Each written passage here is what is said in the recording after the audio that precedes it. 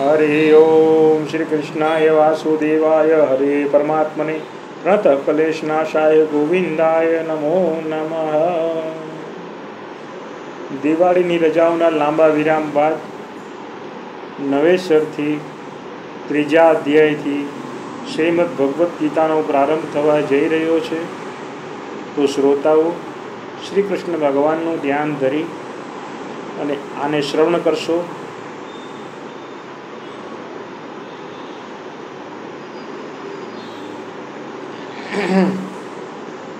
શ્રી કૃષ્ણ શરણમ મમ.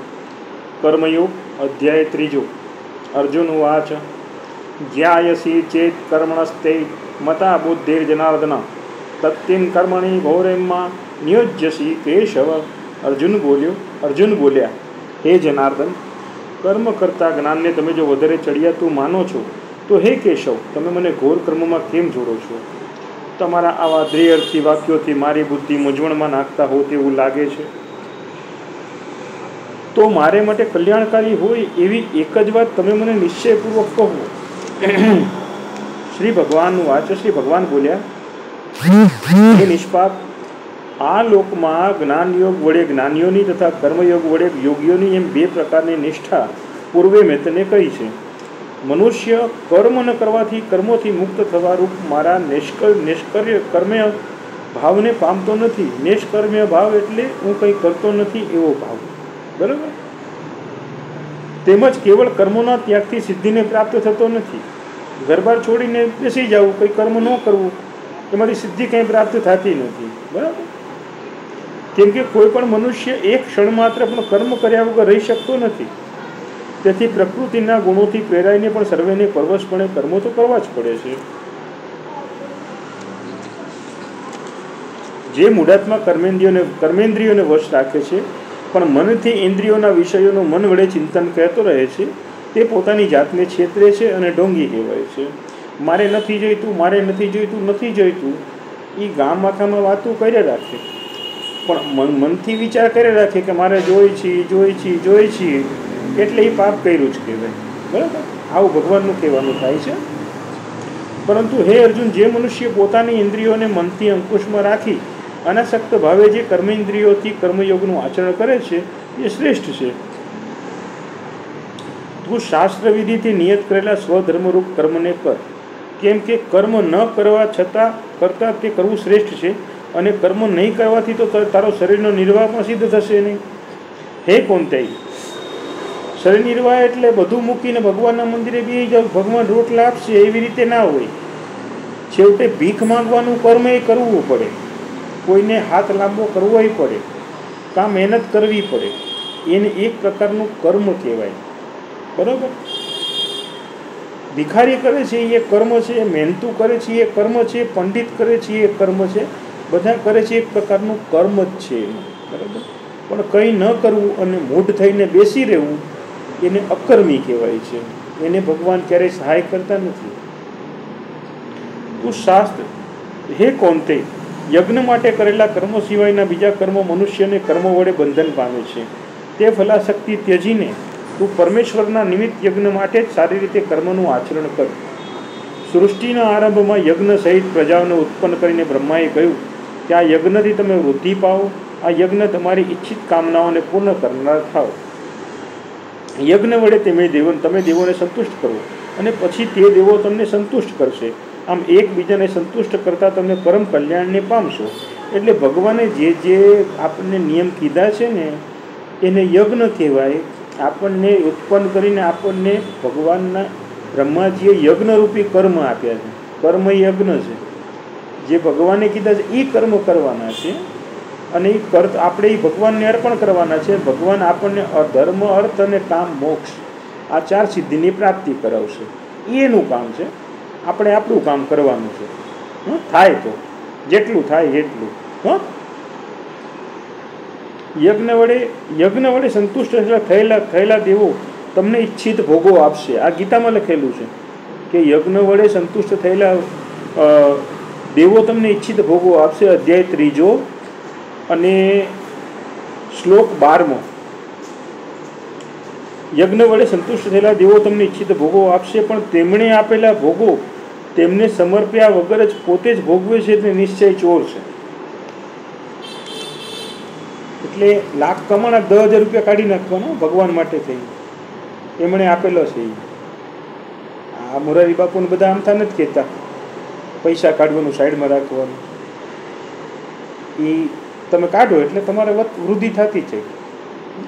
પછી 50 કરોડે પહોંચે ને 5 કરોડ કાઢવાની તકલીફ થાય એ તમારી ઉપર છે. એ કાઢી જ નાખવા પડે ગમે એટલા અબજો રૂપિયા હોય ને. બિલ ગેટ્સે કાઢે છે, ભાઈ બધાય કાઢે છે. આ જગાભાઈના ઝાટકા છે, આ ચેનલનું નામ છે.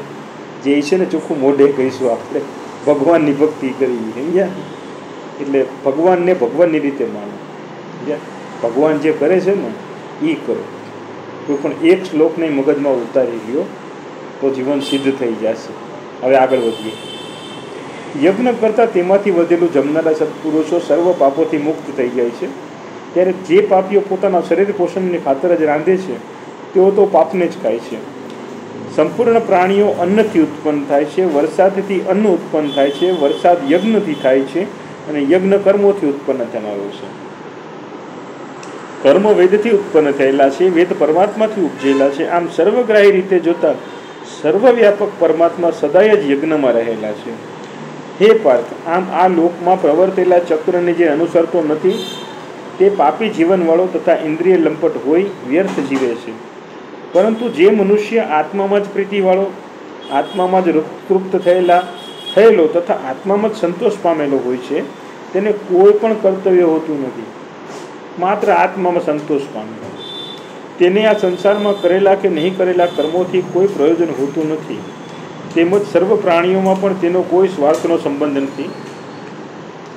માટે તું ફલાશક્તિ રાખ્યા વિના નિરંતર કર્તવ્ય કર્મ કર, સારી રીતે કર. કેમ કે આસક્તિ રહિત થઈ કર્મ કરતો પુરુષ મોક્ષ પામે છે. જનક વગેરે જ્ઞાનીઓ કર્મ વડે જ પરમ સિદ્ધિ પ્રાપ્ત કરી શક્યા છે. તેથી જનમાનસને કેળવવાના હેતુથી કે શ્લોક કલ્યાણની ખાતર પણ તું કર્મ કરવાને જ યોગ્ય છે. શ્રેષ્ઠ મનુષ્ય જે આચરણ કરે છે તેનું બીજા જનો અનુકરણ કરે છે. તે જેને પ્રમાણ કરે છે તેને જ લોક પણ અનુસરે છે. એટલે કે આપણા નેતા, આ બધા અભિનેતા બધા જે આચરણ કરે છે ને એ આપણા બધામાં જે પ્રજામાં ઉતર્યું છે ને એનું કારણ આ છે. ગીતાના એક એક શ્લોકની અંદર 100 ગ્રંથો લખાય એમ છે. ગીતા એટલી ગૂઢ છે. એના એક એક શ્લોકમાંથી 5-5, 10-10 થીસીસ થાય એમ છે. જો તમે એને મગજમાં ઉતારીને, જેને સંપૂર્ણ ગીતાજી મગજમાં ઉતરી ગયા એને કોઈ વેદ ભણવાના રહેતા નથી, કોઈ વસ્તુ કરવાની રહેતી નથી, એ ભગવતને પામી જાય છે. એટલે એક એક શ્લોકને ધ્યાનપૂર્વક ઘરમાં ગીતાજી હોય તો વાંચવો, એને સમજવો. એક શ્લોક વાંચીને ભલે 5 દિવસ એનો અર્થ સમજવામાં લાગે પણ એને મગજમાં ઉતારવું અને એનાથી કલ્યાણ થશે. એને યજ્ઞ કહીશું, કર્મ કહીશું. આગળ વધીએ. હે પાર્થ, આ ત્રણેય લોકમાં મારે માટે કંઈ પણ કરવાનું નથી કે કંઈ મેળવવાનું નથી, કંઈ નહીં મળેલું મેળવવાનું નથી, છતાં હું કર્મમાં પરોવાયેલો જ રહું છું. કેમ કે જો હું સાવધાન રહી મારા કર્મ કરું નહીં તો હે પાર્થ સર્વ મનુષ્યો મારા વર્તનને અનુસરે, તથા જો હું કર્મ જ ન કરું તો આ સર્વ લોકો ભ્રષ્ટ થઈ જાય અને હું વર્ણશંકરનો કરતા થાઉં અને આ પ્રજાને હણનાર થાઉં. હે ભારત, આ અજ્ઞાનીઓ કર્મમાં આસક્ત થઈ કર્મ કરે છે, જ્યારે જ્ઞાની પુરુષો તો એ લોકોને સન્માર્ગે લઈ જવાના હેતુથી અનાસક્ત ભાવે પોતાના કર્મ કરે છે. તથા જ્ઞાની પુરુષે કર્મોમાં આસક્તિવાળા અજ્ઞાનીઓની બુદ્ધિના ભ્રમ એટલે કે કર્મોમાં અશ્રદ્ધા ઉત્પન્ન કરવી નહીં, પણ પોતે પરમાત્માના સ્વરૂપમાં સ્થિત થઈને સર્વ કર્મોને સારી રીતે આચરતા રહીને તેમની પાસે તેવી રીતે જ કર્મો કરાવવા. ખરી રીતે બધા કર્મો પ્રકૃતિના 3 ગુણ અનુસાર થાય છે, છતાં અહંકારથી મૂઢ થયેલા ચિત્તવાળા હું કરતા છું એમ માને છે. હું કરતા છું એમ નહીં. આપણા હાથની 5 આંગળી છે ને, એક આંગળી હલે કે 2 આંગળી હલે, 3 આંગળી હલે ને એની ઈચ્છાથી હલે ને, આપણી ઈચ્છાથી નહીં. બરાબર? એની ઈચ્છા ન હોય ને તો 2 મિનિટમાં માણસ પડી જાય છે અને 2 મિનિટમાં કે 5 સેકન્ડમાં પથારીવશ થઈ જાય છે. આ બધું એની ઈચ્છાથી થાય છે. હું કરતા છું એમ માને છે અહંકારથી મૂળ થયેલા ચિત્તવાળા. તમે કરતા છો જ નહીં, પોતાની જાતને ભગવાન માનતાય નહીં. હું દરેક શ્વાસ લેવાય છે, નાડીના ધબકારા તમામ ભગવાન જ કરાવે છે.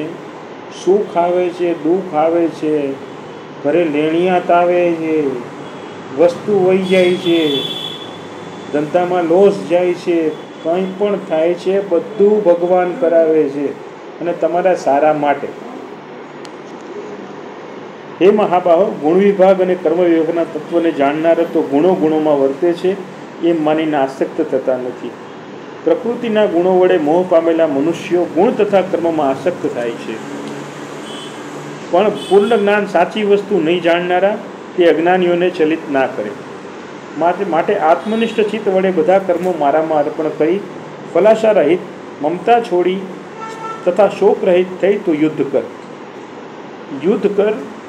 જે મનુષ્યો શ્રદ્ધા રાખી મારા ઉપદેશને ઈર્ષ્યા રાખ્યા વિના હંમેશા શ્રદ્ધાથી આચરે છે તેઓ પણ કર્મના બંધનથી મુક્ત થાય છે. પરંતુ જેઓ મારા આ મતનો દ્વેષ બુદ્ધિથી અનાદર કરી તેને આચરણમાં મૂકતા નથી તેઓ જ્ઞાનહીન એટલે કે મૂર્ખ છે. એમને તું મૂઢ અને નષ્ટ થયેલા સમજ. જ્ઞાની પુરુષ પણ પોતાના સ્વભાવ અનુસાર વર્તે છે.